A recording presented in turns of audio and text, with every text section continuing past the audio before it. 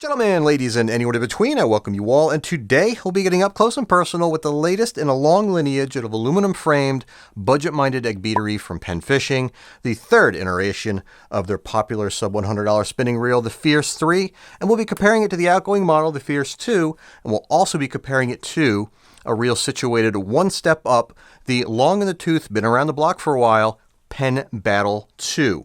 Now, with that being said, I want to take a moment to explain the purpose of this video. This video is not a review. This video is more of a fact-finding mission of sorts. My goal is to identify each and every one of the differences between the three reels on the table. That way you, the consumer, can make the most educated purchasing decision humanly possible. And it's with all that being said, since these reels are so similar to one another, when I do put them back together in a separate video, I'm going to play musical parts with the reels. I'm going to send one to Mr. John Skinner, one to Mr. Fishaholic, and I'm going to keep one for myself. And we're going to be giving away three 100% unique reels consisting of parts swapped between the three. That way, whoever the winners are, get a reel that's 100% unique. So make sure you follow Mr. John Skinner and Mr. Fishaholic. And if you're not already subscribed to my channel, make sure you check out some of the previous content I've put out. I think you'll find I do things quite a bit differently. And I think this makes fishing reel number 200 that I've done a teardown on. So with all that being said, let's go ahead and get started. And as you can see, I'm tearing down these reels in supersonic speed.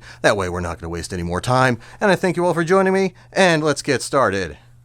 All right, now that we have the reels stripped down the rest of the way and all the parts all are organized so you can see exactly what's going on in all three reels. You have the Fierce 3 here, the Fierce 2 in the center, and the Battle 2 on the right-hand side. Let's now go over all the differences, some of which aren't going to be showing up on the old Googler, between all three reels. Starting on the left, Fierce 3, carbon fiber drag stack. Fierce 2, boo, felt.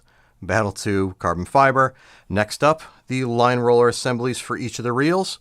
This grouping, if I can get it to focus, this grouping here on the left is of the Fierce, the center of the Fierce 2, and then the Battle 2 on the right.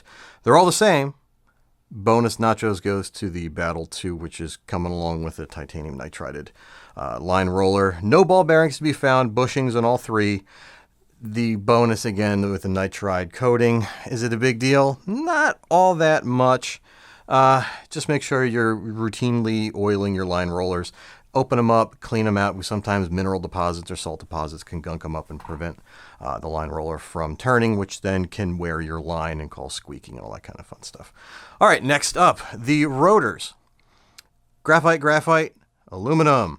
Bonus to the Battle, unless you want weight reduction. If you want a reel that the handle turns a little bit lighter, they're all the same gear ratio, so you're not going to get an advantage of a lower gear and being easy to turn. But if you take some of that unsprung weight out of that rotor, it's like putting a lighter set of wheels on your car and going on the track. It's going to be a little bit easier to turn the handle. If you're more of a finesse angler, you'll appreciate the graphite rotor to be found in the Fierce 2 and 3. Other than that, when you're fishing at higher drag settings, 15 pounds and up, you want that metal rotor.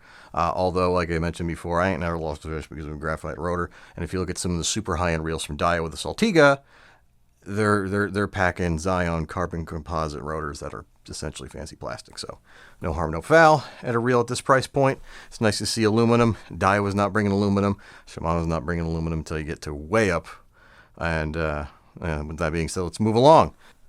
When you get to the frames, they're all the same. I can't find a difference. Might even be the same catalog number. I don't know. Side plates, same thing. All aluminum. Again, in that price range. Daiwa and their BG, Daiwa and whatever it is, that eliminator that comes in at the same price as this reel. Aluminum side plate. And again, between these three reels, they're interchangeable. May even be the same catalog number. And then you have the little bumpers on the back here, those little three pieces of plastic here, here, and here. Same stinking piece, same stinking screw. Then you have the shafts. The shafts are nearly identical. The only difference is the shaft for the Battle 2 does have a notch or a relief to put a C-clip to retain a ball bearing, which makes the fifth ball bearing of this reel, all of which are sealed in the Battle 2. You have 4 ball bearings here, 4 ball bearings here. The difference being the sealed ball bearing at the top of the anti-reverse here, which is what you're not going to find on Google. Penn decided just to leave it at 4 ball bearings. They didn't want to confuse people.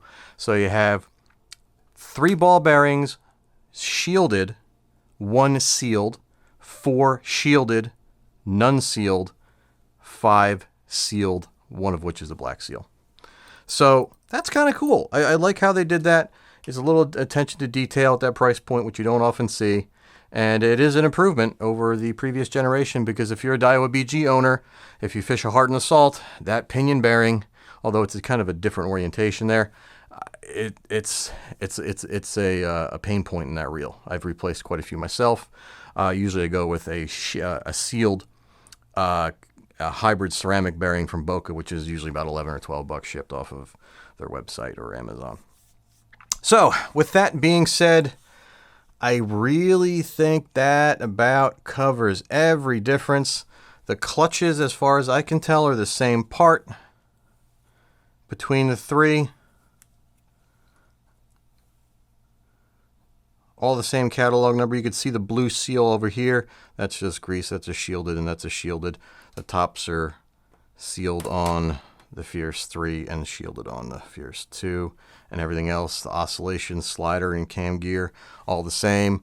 The drag knobs just have different print. The drags we discussed, felt in the middle, carbon fiber flank in the left and the right. And you have the different holes in the spool, like this and this here. You got the different holes here, and they're probably just the same thing, just minus the chamfering here and the gold anodizing. And then you got this one here that has slashes instead of the holes. And I think that about covers it, guys. I'm looking at this reel at the price point. It's going up against the Eliminator and the BG. People are going to buy the Penn because they like Penn. I personally have always been a fan of the BG.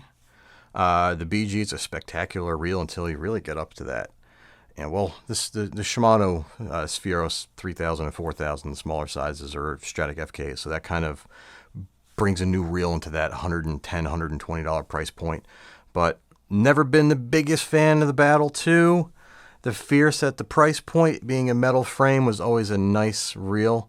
We're going to go ahead and spool this up and see how it lays line. If it's anything like the Battle 2, that would be a bad thing to see, because the Battle 2, depending what pound braid you're using, if you're not spooling it up tight enough, and whether or not you got a dud, sometimes this, especially the 4000, the super popular one, wasn't the best at managing line. When you stepped up to the Spin Fisher, this is the new Spin Fisher, you got some of the best line lay in the business as far as locomotion level wind system, which is exactly what you have here. Shimano uses a worm gear in some reels.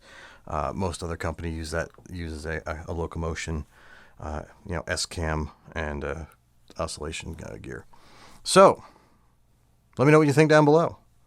And make sure, if you're not already subscribed to the channel, check out some of the stuff I've put out in the past, but be certain to come back when I announce the giveaway. Next up, I'm going to play musical parts with these reels, swap all the parts to make them essentially a one-of-a-kind reels, and then I'm going to send them out to a couple guys I work with. We're doing a Super Friends team-up. Me, Fishaholic, John Skinner, just to name a few, and we're going to be doing giveaways of these one-of-a-kind reels, which is kind of a way of us saying thank you for all the support over the years. And it's a good way to, I don't know, it's just fun. But guys, make sure you stick around for that. It's going to be fun. And until next time, guys, it goes without saying, without you, I wouldn't be here. And I appreciate every second of every minute you guys spend here. And tight lines, and I'll see you soon.